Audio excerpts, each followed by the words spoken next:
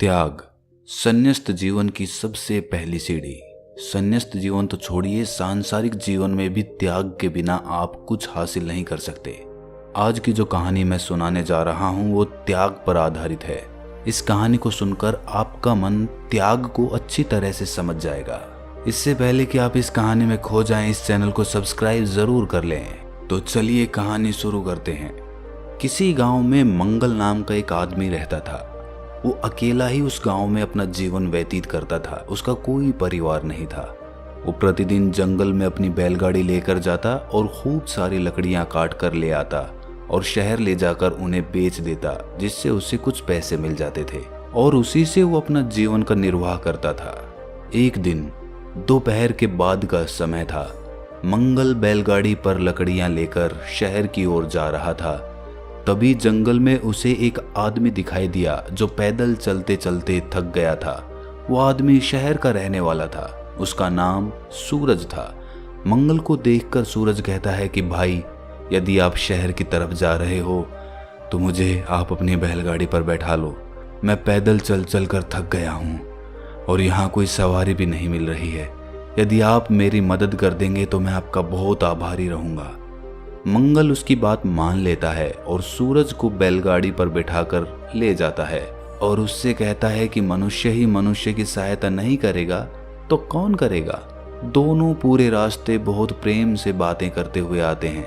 जब वो शहर में पहुंच जाते हैं तब सूरज मंगल को अपने घर का पता देते हुए कहता है कि तुम अपना काम करके मेरे घर अवश्य आना। मैं चाहता हूं कि तुम अतिथि बनकर मेरे यहाँ पर पधारो। तुम्हारा आदर सत्कार कर मुझे बहुत खुशी होगी। मंगल सूरज की बात सुन उससे कहता है कि मैं जरूर आऊंगा और ये कहकर सूरज अपने घर की ओर निकल जाता है। अपने घर पहुंचकर सूरज बड़ी ही उत्सुकता से मंगल की राह देखने लगता है। मंगल जब लकड़ियां बेच चुका होता है तो संध्या होने के बाद वो सूरज के घर के लिए निकल जाता है। जैसे ही मंगल सूरज के घर पहुंचता है तो वो उसे देखकर बहुत प्रसन्न हो जाता है और बड़े आदर से उसका स्वागत करता है।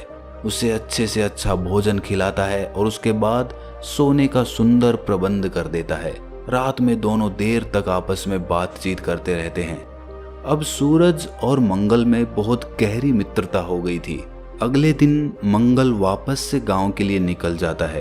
अब मंगल जब भी शहर जाता तो वो सूरज से जरूर मिलता और उसके ही घर पर रहता। एक बार मंगल शहर गया हुआ था। उस दिन पूर्णिमा की रात थी। मंगल लकड़ियां बेचने के बाद सूरज के घर के लिए निकल जाता है और रात को वहीं रुकने का फैसला करता है। उस वक्त रात के करीब 9 बज रहे थे। आकाश में पूर्णिमा का चंद्रमा हंस रहा था। धरती पर चारों ओर चांदनी दूध की धारा की तरह बह रही थी। पेड़ पौधे उस धारा में नहाकर सफेद हो गए थे। सूरज मंगल को अपने साथ ले जाता है और उससे कहता है कि आज मैं तुम्हें एक ऐसा दृश्य दिखाऊंगा जिसे तुमने आज तक देखने के बारे में सोचा भी नहीं होगा। वो दृश्य इतना अद्भुत है कि तुम उसे देखते ही रह जाओगे। और इतना कहकर मंगल को वो जल्दी से अपने साथ ले जाता है। सूरज की बात सुनकर मंगल उससे पूछता है कि लेकिन तुम मुझे ऐसा क्या विशेष दिखाने वाले हो, बताओ तो सही, उस दृश्य में ऐसा क्या खास है। सूरज मंगल से कहता है कि यदि तुमने वो दृश्य देख लिया तो तुम हैरान हो जाओगे। मेरे नगर में राजा का एक प्रधान खजांची रहता है। उसका सिद्धांत है खाना पीना और आनंद से रहना। उसका कहना है कि एक दिन तो मनुष्य को सब कुछ छोड़कर जाना ही पड़ता है, अतः संग्रह करने से कोई लाभ नहीं है। मनुष्य को अपने जीवन में ही अपनी उपार्जित वस्तुओं का उपभोग कर लेना चाहिए। ये खजांची रोज ही बड़े ठाट बाट से भोजन करता है, परंतु पूर्णिमा की रात कुछ अलग होता है। उस रात वो कुछ इस तरह भोजन करता है कि वो दृश्य देखने योग्य बन जाता है। उस खजांची का भोजन सोने के बर्तन में परोसा जाता है। उसका सारा भोजन सोने के बर्तन में ही बनता है। यहाँ तक कि वो जिस चटाई पर बैठकर भोजन करता है वो भी सोने की ही होती है। वो खजांची पीले रंग के वस्त्र को धारण करता है और सोने के अमूल्य आभूषण को पहनता है। यहाँ तक कि उसके सभी नौकर चाकर भी पीले वस्त्र तथा सोने के आभूषण धारण किए रहते हैं। इस चांदनी रात में खजांची के घर एक ऐसी स्वर्ण आभा बिखरी रहती है कि मनुष्य का मन ही नहीं, देवताओं का मन भी ललक उठता होगा, लालच से भर उठता होगा। नगर के बड़े से बड़े अमीर लोग भी उस अनुपम दृश्य को देखने के लिए वहां इकट्ठे हो जाते हैं। सूरज की ये बात सुन अब मंगल का भी इस दृश्य को देखने का मन करने लगता है और वो जल्दी जल्दी सूरज के साथ खजांची के भोजन का वो दृश्य देखने के लिए उसके घर पहुंच जाता है।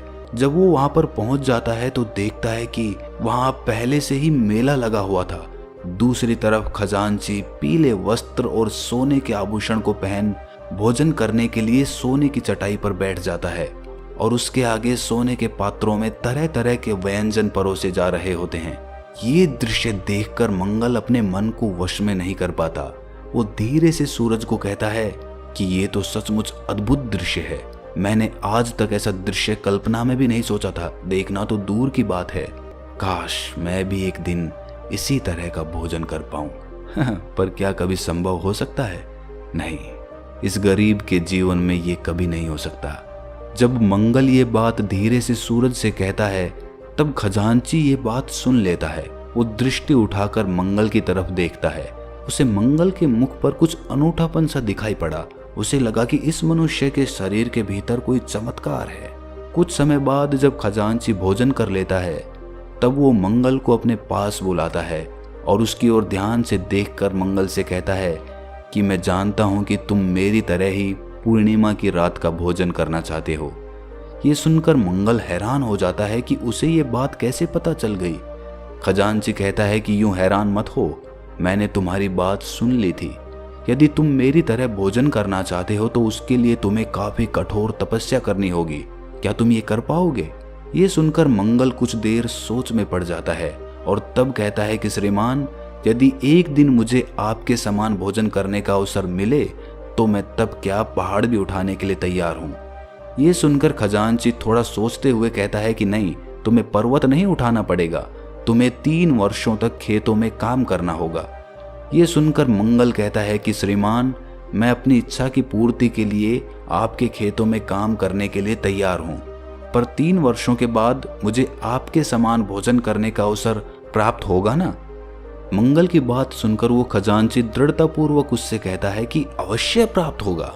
अब मंगल ने लकड़ियां काटने का काम छोड़कर खजांची के खेतों में काम करना शुरू कर दिया था। अब वो दिन रात उसी के खेतों में काम करता, पसीने बहाता और वहीं पर रात में बाकी मजदूरों के साथ भोजन करके सो जाता था। मंगल हर एक मजदूर से बहुत प्रेम करता था। जब वो बीमार होते तो उनकी सेवा भी करता। सभी मजदूर उसके इस मधुर भाषण और मृदु व्यवहार पर मुग्ध हो गए थे। उसे अपना भगवान समझने लगे थे, उसे खूब मानते थे, उसका सम्मान करते थे। समय बीतता गया और अब वो समय भी आ गया जब 3 वर्ष पूरे हो गए थे। मंगल की लगन, मेहनत और प्रेम से इन 3 सालों में खजांची के खेतों में इतना अनाज पैदा हुआ कि उसके लिए रखना भी कठिन हो गया था। उसका घर अनाज से भर गया था। खजांची मंगल की मेहनत पर प्रसन्न हो गया था। वो उसकी मेहनत और लगन से बहुत खुश था। ये सब देखकर उसके मन में विचार आया कि ये मनुष्य साधारण मनुष्य नहीं है, अलौकिक है, कोई चमत्कारिक है।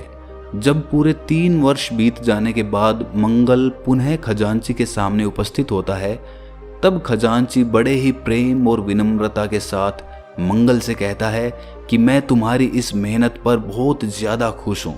अब से लेकर मैं पूरे 1 दिन तक तुम्हें अपने भवन का मालिक घोषित करता हूँ।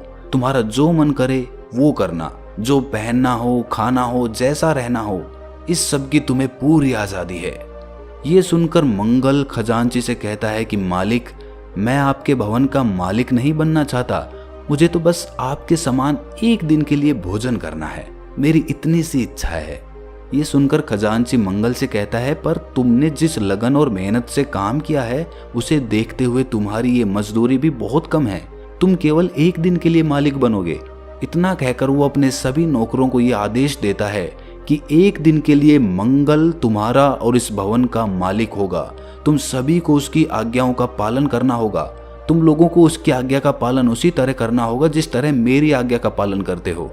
भवन का मालिक बनने पर मंगल किंग कर्तव्य विमूढ़ हो गया। वो समझ नहीं पा रहा था कि उसे क्या करना चाहिए और क्या नहीं करना चाहिए। बस उसे एक ही बात याद थी कि कल पूर्णिमा की रात है और मैं खजांची के समान ही भोजन करूंगा। मेरी इच्छा पूरी होगी, मेरा जीवन धन्य बन जाएगा। अगले दिन पूर्णिमा की रात थी। उसी तरह चांदनी खिली हुई थी। मंगल खजांची के समान ही पूरी तरह सज धज कर आता है और उस सोने की चटाई पर बैठ जाता है। उसके आगे सोने के बने पात्रों में कई तरह के व्यंजन रखे हुए थे। ये सब देखकर वो बेहद खुश था। उसी तरह पीले रंग के वस्त्र पहन, सोने के आभूषण पहनकर वो तैयार था। उसने कभी ये सोचा भी नहीं था। लेकिन वो जैसे ही भोजन ग्रहण करने जाता है, उसे एक बौद्ध भिक्षु दिखाई दे जाता है। उस बौद्ध भिक्षु ने मंगल की तरफ देखा और कहा, बुद्धम शरणम गच्छामि। उस बौद्ध भिक्षु के ये शब्द मंगल के हृदय में उतर जाते हैं। उसके हृदय के भीतर दिव्य प्रकाश उठने लगता है। उसे ऐसा महसूस होने लगता है कि जैसे सारा विश्व उसके भीतर समाविष्ट है, सारा ब्रह्मांड उसके भीतर है और सारे प्राणी भी। एक ही क्षण में मंगल का पूरा हृदय परिवर्तन हो जाता है। वो बिना किसी मोह के अपना भोजन भिक्षु को दान कर देता है। ये देख वहीं बैठा खजांची बहुत ही आश्चर्यचकित हो उठता है। वो बड़े आश्चर्य से उससे पूछता है कि मंगल, ये सब क्या है? तुमने ये सब क्या किया और क्यों? जिस भोजन के लिए तुम पिछले 3 वर्षों से इतनी मेहनत कर रहे हो, कठिन तप किया, आज जब वो भोजन तुम्हें मिला तो तुमने बिना कुछ सोचे समझे उस बौद्ध भिक्षु को दान कर दिया। ऐसा करने के पीछे क्या कारण है? तब मंगल उस खजांची की तरफ देखकर कहता है कि मैंने जो कुछ भी किया वो ठीक किया। श्रीमान, जो मैं हूं वही वो बौद्ध भिक्षु भी है। मैंने भोजन किया या बौद्ध भिक्षु ने किया, ये एक ही बात है, कोई फर्क नहीं है।